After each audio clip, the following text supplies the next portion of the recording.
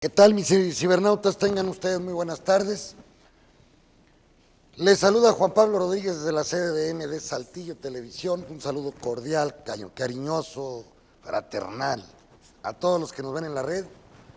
Y pues aquí en México, en América Latina, Sudamérica, Centroamérica, Europa también nos está viendo y de repente Asia. Bien, pues la noticia del día: ya subió a $19 el peso aquí en México y parece que esto no tiene fin. Carsten, el director de la Banca Central Mexicana, dice, bueno, vienen tiempos difíciles, tiempos de recortes. Otros como David Stockman y su Contracorner dicen viene una nueva recesión, lo que nosotros ya habíamos dicho antes. El problema, como dice Lynch en Contracorner, Corner se llama el libro, acabo de estarlo leyendo otra vez, pues dice que el problema son los monopolios. La libre empresa ya no existe en los Estados Unidos. Y finalmente Stiglitz, hoy en un artículo que sale en Project Syndicate, financiado por Microsoft, pues dice que la economía capitalista no está creciendo, es decir, que los términos del crecimiento de la economía capitalista a nivel mundial va a disminuir en un 54%. Es decir, que si crecíamos al 3% o 4% a nivel mundial hace escasos 5 años, hoy estaremos creciendo al 2%, 1.8%. Bueno, pues lo mismo pasa para la economía mexicana. Aquí el secretario de Hacienda parece que está, a veces me pregunto, Videgaray piensa que estamos en Disneylandia. Entonces, pues algo ficticio, hasta mandan a Andrea Legarreta, una pobre artista o comentarista de la televisión, diciendo que no pasa nada. Hoy anunciaban ya que la tortilla, por ejemplo, de 16 a 17 pesos el kilo, empieza a tener impacto. La devaluación del peso en las materias primas nacionales, pues importamos la mitad del trigo, del maíz, el 70% del trigo, el arroz.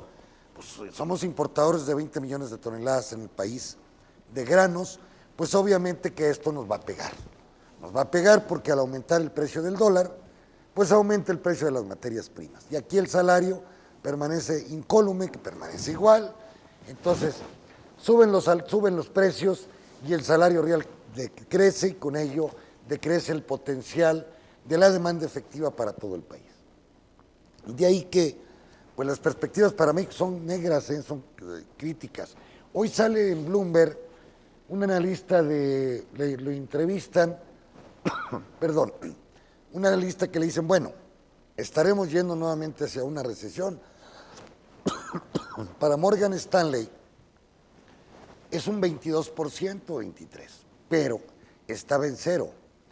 Cada día que pase, cada mes que pasen, las incidencias o la posibilidad de una recesión nueva en el sistema se va a ir incrementando.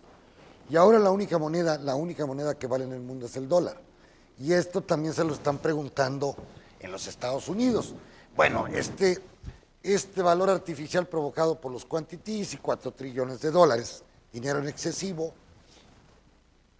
debió haber provocado al inicio pues que el dólar se devaluara, que así pasó, pero ahora que termina el quantity easy, pues muchas monedas extranjeras van llegando, pesos mexicanos, para cambiarse en dólares, y esto está ejerciendo una presión sobre el dólar. Y al ejercerse una presión sobre el dólar, sube su valor. Y en el fenómeno mexicano, jóvenes, el hecho de que bajen las exportaciones petroleras, que baje la manufactura, o que ya no crezca en el mismo ritmo, que vamos a pensar otra variable, que la inversión extranjera no entre con la misma intensidad. Entonces, esto va a provocar presiones sobre la cuenta básica, cuenta financiera del gobierno, cuenta fiscal, donde se gasta más de lo que se recibe. Y esto implica también que el gobierno mexicano tenga que estar aumentando la deuda aproximadamente en un 15%. Quiere decir que si hoy es el 50% de la deuda representa el 50% del Producto Interno Bruto, a ritmos del 15%, pues échele cálculos, estaríamos hablando que el próximo año andaríamos en el 57, 58%, al otro año andaríamos en el 58 más el 15, 69, 70, y luego así nos vamos hasta llegar al 80% para finales del sexenio de Peña Nieto. Eso sin considerar la deuda de las pensiones, que según Pancho Miguel Aguirre, el mejor actuario que tenemos en México, pues llegarían en términos de largo plazo, de aquí al 2050, en 1.5 del Producto Interno Bruto. Es decir, el panorama para México no es del todo agradable. Y yo lo peor que me dice mucha gente, Juan Pablo, ¿por qué a veces eres tan pesimista? No, a veces nosotros somos los economistas, estudiamos la anatomía de la sociedad. Y como tal, hacemos un diagnóstico del cuerpo social y lo único que encontramos es que no hay condiciones precisas, o más bien, no se han generado condiciones para que nuestro proceso económico pues se incremente en un 4.5 o en un 5%, en un 6%. Hemos estado creciendo a tasas del 2%, en promedio durante el régimen de Peña Nieto, la población crece al 1.5%, entonces la ganancia que se tiene por el Producto Interno por habitante, es decir, el producto por habitante, el per cápita, pues estamos hablando del 0.5. A este nivel, pues nunca vamos a poder alcanzar a los europeos o los norteamericanos. Eso es definitivo. Para que un país subdesarrollado pueda alcanzar a un desarrollado como Corea, pues tiene que crecer a tasas del 5, 7%, 8%, para ir comiendo. Ellos crecen al 2%, bueno, pues tú creces un 6% complementario, que al término de 50 años, pues estamos hablando de que la economía puede crecer tres veces más, y ahí es donde podríamos haber, no un empate, meter a México al primer mundo o a la América Latina. Pero con las políticas neoliberales del no crecimiento salarial, del no inversión a las infraestructuras, inversiones básicas, que son necesarias para que un país pueda crecer, pueda dar las condiciones para que venga la iniciativa privada, para que se generen nuevas empresas, pues es muy difícil. Y en un país donde el 0.2% ni siquiera llega a nada la investigación tecnológica, pues no podemos aspirar a ser un país de punta tecnológica, un país que genere invenciones, que genere patentes, que puedan transformar la actividad productiva de este país. Entonces, no me pregunten, es que eres muy pesimista. A lo mejor soy muy realista. Yo había dicho que el peso podía llegar a 20 y el dólar a 20. Pues sí, anuncian que Arabia Saudita y los países del Golfo Pérsico no están dispuestos a bajarle al precio a la producción de petróleo, con el problema de que ya viene Irán con 2.5 millones de barriles diarios, van saturando el mercado internacional, con el propósito de destruir a todos los productores del fracking en Estados Unidos, sobre todo aquellos que tengan petróleo arriba de 30, 35 dólares de costo, y que muchos de ellos siguen sacando petróleo porque están endeudados con los bancos. El no producir nada, pues no hay dinero para pagarle algo al banco. Entonces tratan de seguir produciendo los del fracking, a pesar de que su costo a veces es superior al precio de venta. ¿Con qué propósito? Pues de decirle al banco, oye, te voy a abonar algo. Te voy a abonar algo, y si no, pues más de la mitad de las empresas que están en Dakota, en Texas y en la parte de Colorado y Nuevo México van a quebrar. Van a quebrar, ¿por qué? Porque pidieron prestado para apalancarse, para hacer los famosos rig, para hacer las exploraciones. Al no tener un petróleo que sea superior su precio al costo, pues no van a poder pagar. Y entonces el problema va a ser un problema financiero. Es decir, los bancos van a decir, estos son pagarés, documentos tóxicos, préstamos tóxicos, como ustedes le quieran llamar, y que ya nadie va a querer asegurar esas actividades petroleras. De ahí que se creía que la baja del petróleo iba a beneficiar mucho a Estados Unidos, pero han calculado de que es el 0.1% en el Producto Interno Bruto. Al contrario, como dice Krugman, y después como que se arrepiente, dice, yo creí que la baja de los precios de la gasolina, del petróleo, pues iba a dinamizar los consumos internos de los Estados Unidos, Europa, India, China, de los países importadores de petróleo. Pero estamos viendo que no solamente no la ha dinamizado suficientemente, porque la gente, muchos de ellos ahorran. Dicen, pues ya tuve la experiencia del no pago de mi casa, entonces se dedican a ahorrar y a no gastar. Se ha envejecido el pueblo norteamericano, y cuando se es más viejo, se ahorra más y se gasta menos. Entonces, en lugar de beneficiar el cierre de los pozos del fracking, o la baja del petróleo, pues está perjudicando terriblemente, sobre todo a estos 3, 4 estados donde se desarrollaba esta actividad petrolera. Y claro, la ola esta de impactos, pues se impacta a México. Hoy Pemex pues tiene grandes pérdidas, aparte de su problema de su pasivo laboral, que van a tener que correr 10, 20 mil o 30 mil gentes. ¿Con qué propósito? De que los costos de por barril en Pemex disminuyan y por lo menos hacer, ya no digan muy rentable, con que no se pierda dinero en Pemex. Esto va a impactar a los bloques que se están vendiendo en el Golfo de México o que está vendiendo la Comisión Nacional de Hidrocarburos o de Energía para que se explote el petróleo por empresas privadas. ¿Quién va a venir con un precio del petróleo a 30 o 25 dólares? Pues nadie viene. O bien, sí vengo, pero te compro a remate los bloques. ¿A qué? ¿Con qué propósito? De que en 10 años, porque en 5 va a estar difícil que se recupere el precio del petróleo, según Fisher y Stanley, están diciendo que el petróleo pues estará 30, 35 dólares el barril. Y entonces, esto inhibe la inversión de la industria petrolera y pone al mundo de cabeza. Y sobre todo al mundo, en el caso de Norteamérica. De ahí que muchos dudan ya hasta del dólar. El dólar como moneda internacional. Veía yo que las hojas de la Banca Central Europea, del Banco Central Norteamericano, es de 81. ¿Qué quiere decir esto, jóvenes? Cuando se es banco, se guarda el 20%.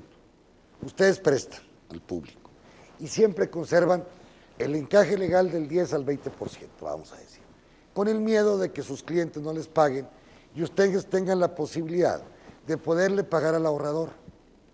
Porque imagínense que se quiebre el sistema y el banco no tenga reservas para pagarle un seguro al ahorrador o su capital que depositó con toda confianza. Bueno, este mismo proceso del encaje legal, veamos la Reserva Federal un poco como banco privado. En lugar de tener de 1 a 5, si guardo 15 para respaldar 100, la Reserva Federal tiene de 1 a 80, de 1 a 80. Es decir, que anda muchísimo dinero despilfarrado por todos lados del mundo apoyando a la banca privada para que compren sus propias acciones, para que compren, es decir, para que engrosen su encaje legal. ¿A costa de quién? A costa del contribuyente.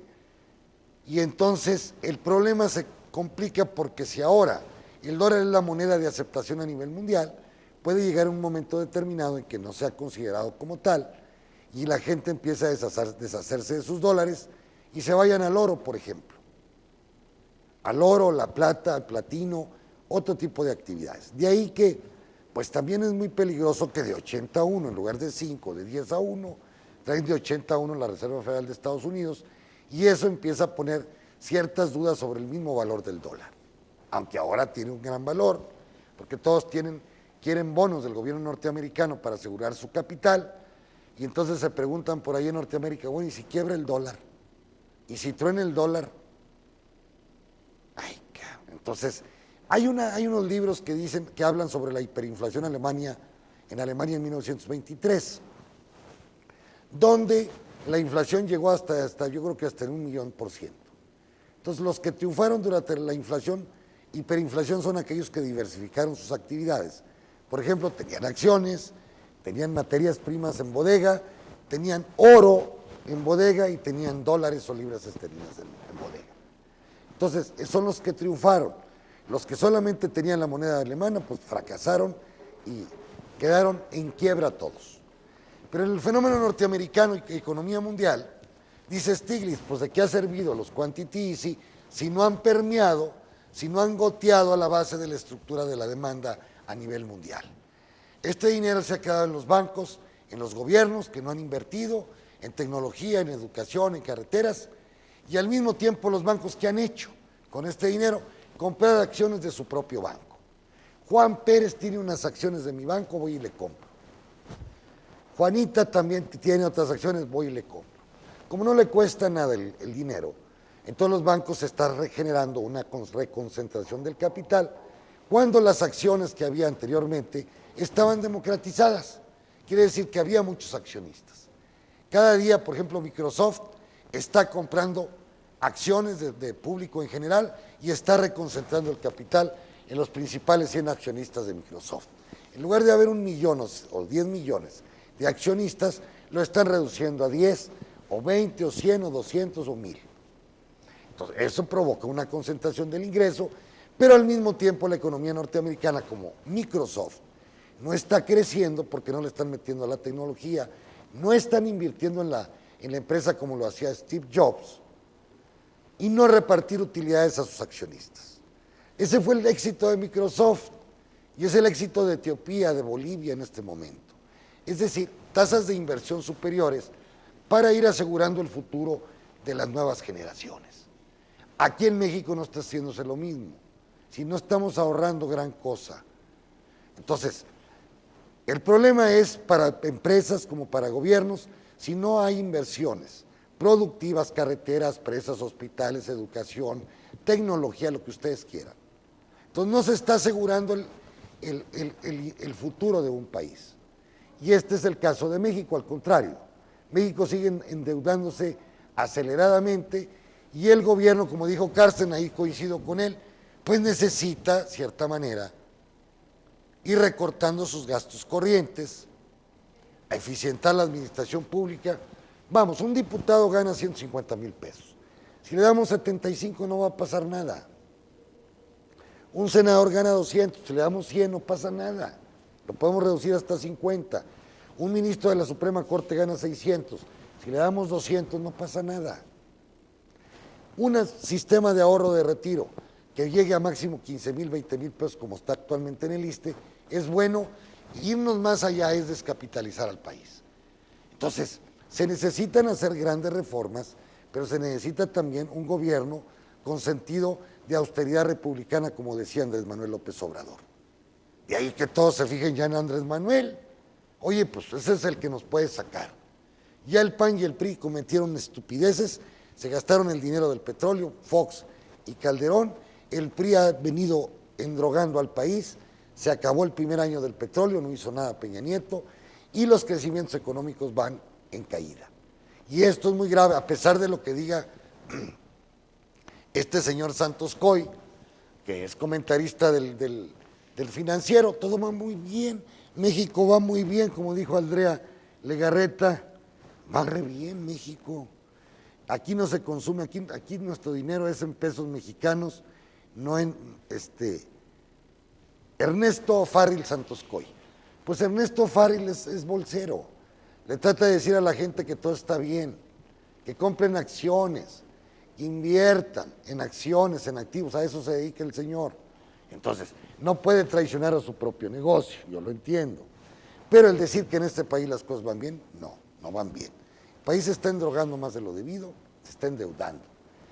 La deuda va a representar 500, 600 mil millones, es decir, es un dinero superior a lo que genera la economía del país. Más si le agregamos el de las pensiones, pues el país empieza a descapitalizar y empiezan los problemas. El problema económico se transforma en riot, es decir, en protestas, y empieza a haber problemas sociales por todo el país. Los estados ya no tienen dinero. Hay gobernadores, hoy salió una noticia donde el señor de Puebla, el gobernador de Puebla, según Bartlett, ha incrementado la deuda de Puebla hasta en 22,000 millones de pesos, porque quiere ser presidente de la República. Lo mismo que hizo Moreira con Peña Nieto, que le mandó el dinero de Coahuila para su campaña, ya el de Puebla, Moreno Valle, está juntando su dinerito para su propia campaña. Pero ¿esto qué significa? Que la mayor parte de los estados del país ya están hasta acá. Ya el PRI no va a poder sacar lana de estos estados, están endeudados. Vamos a tener que tener cuidado en el próximo proceso electoral en aquellos estados priistas que no tienen deuda, porque son capaces de empezarles a crear deuda para la campaña presidencial del 2018, como pasó en Coahuila. Y ahí están los Jan Ron o los Jan González diciendo: aquí está el dinero. Pues ¿cómo no va a convenir un préstamo de esos si directamente Hacienda les manda el dinero a los Jan Ron por la deuda de Coahuila? Ni siquiera se tienen que preocupar de andar cobrando. Hacienda directamente les ubica el dinero. De ahí que yo sugiero un FOA-PROA para el fenómeno del caso de Coahuila, donde la deuda fue adquirida ilícitamente, donde fue autorizada fuera de tiempo, después de haber otorgado el crédito, por los bancos nunca tuvieron vamos a decir, la delicadeza de revisar las cuentas, de revisar todos los papeleos que eran necesarios para adquirir una deuda. El primer papeleo es que, o el primer proceso es que el Congreso la autorice. Pues en Coahuila no se autorizó.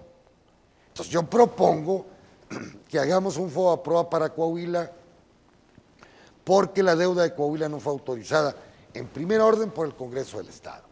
Que posteriormente hubo unos diputados estúpidos, tontos, que avalaron esta deuda, pues esa es otra cosa, hay que juzgarlos. Pero la deuda en sí, el origen de la deuda es ilegal en Coahuila. Entonces, vamos a tener que hacer esto porque cada día le recortan presupuestos a nuestro Estado. Las pensiones están siendo un problema terrible de más de 60,000 millones de deuda en pensiones. Ya al sindicato de la sección 38 de maestros le deben 1,200 millones de 75 cuando agarró el hermano de Humberto y Rubén Moreira, el sindicato.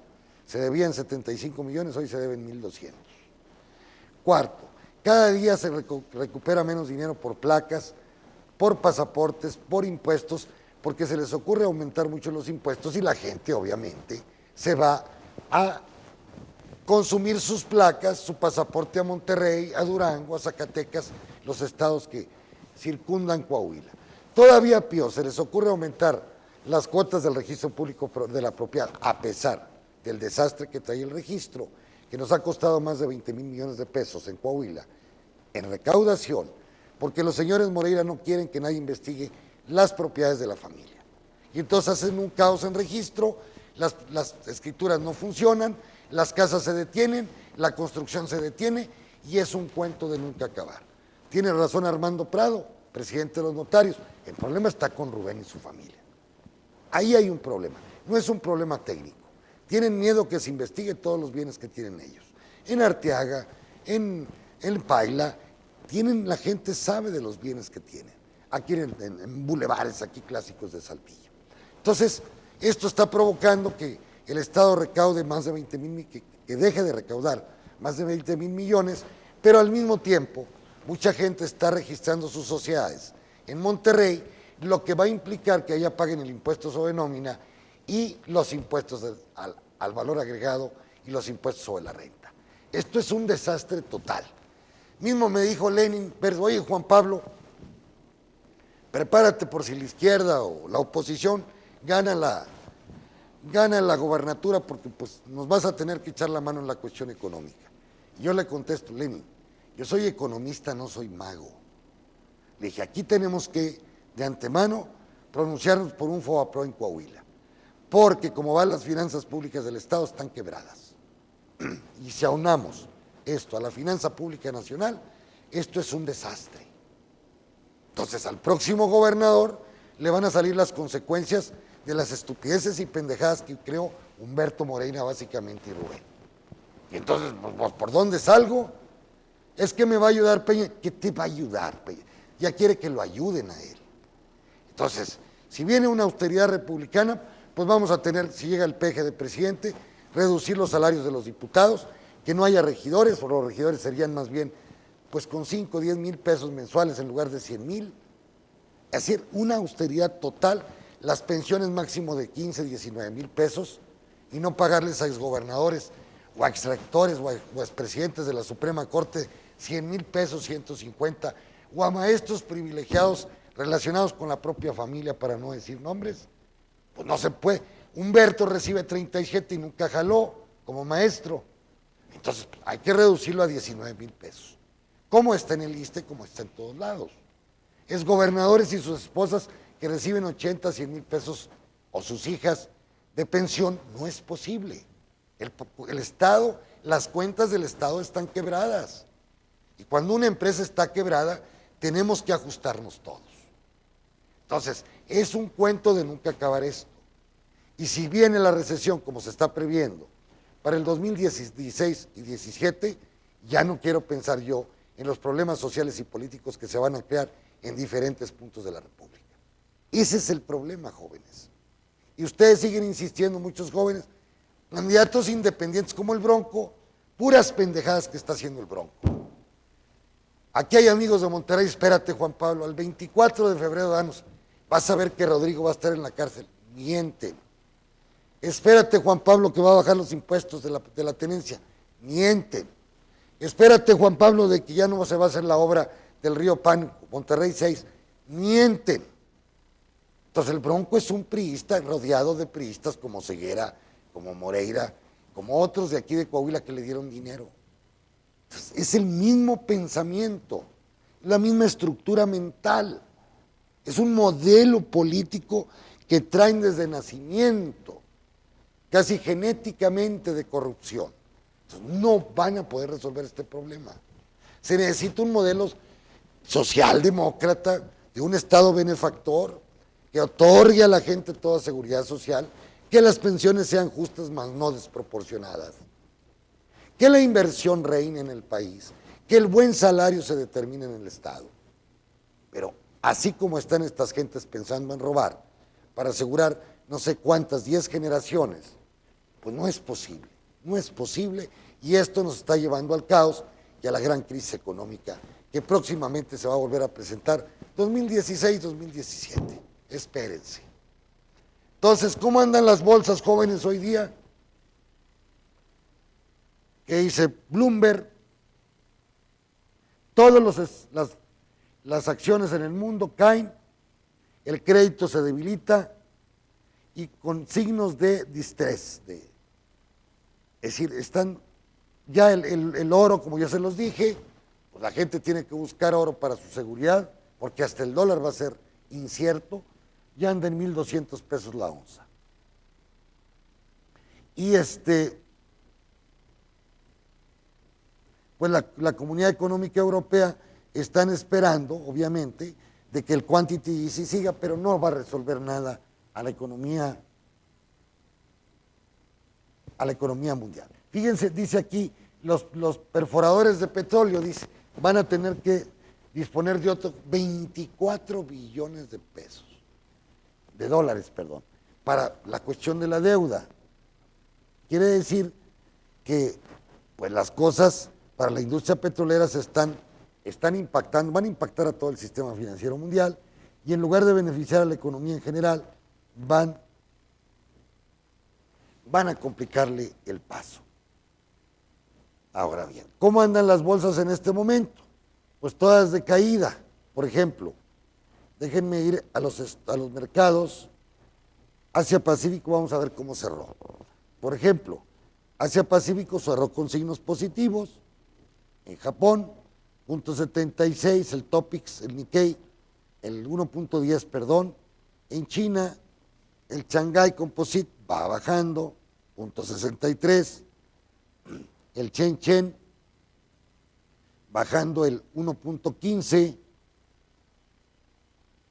En Corea, en Hong Kong, subiendo el Hang Seng, Standard & Poor's de Asia, las más importantes, 0.90.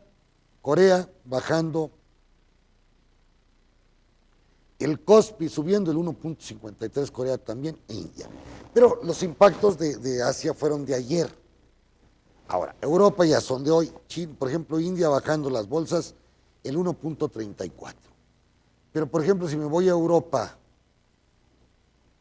donde ya se siente el peso de la propia crisis, no se ha creado empleo, sigue el desempleo en Europa bárbaro.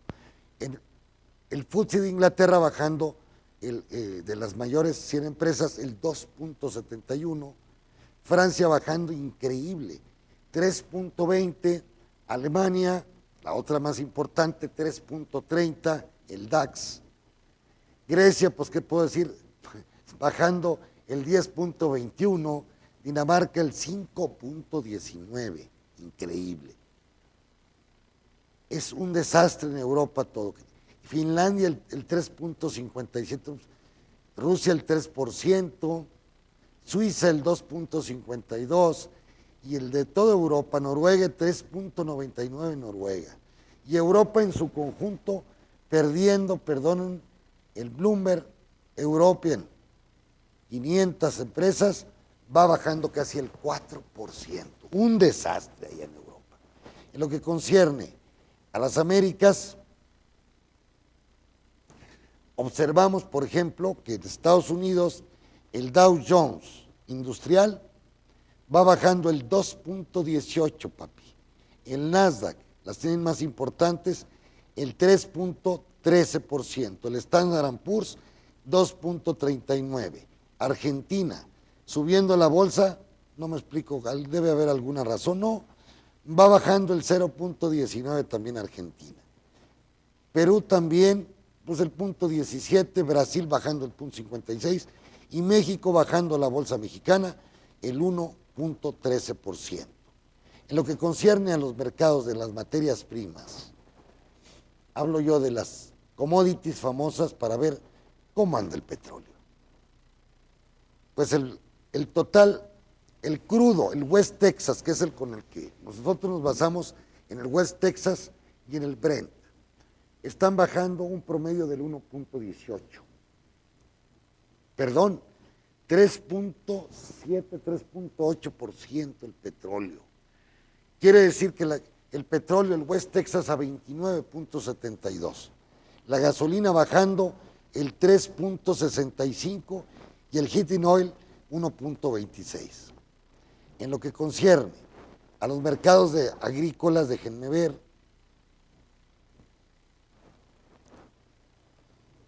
Ya dije que el oro está subiendo ahorita a 1.200, la plata también. En el caso del maíz, bajando el 0.96, el trigo el 1.70, por todos lados, solamente el oro subiendo.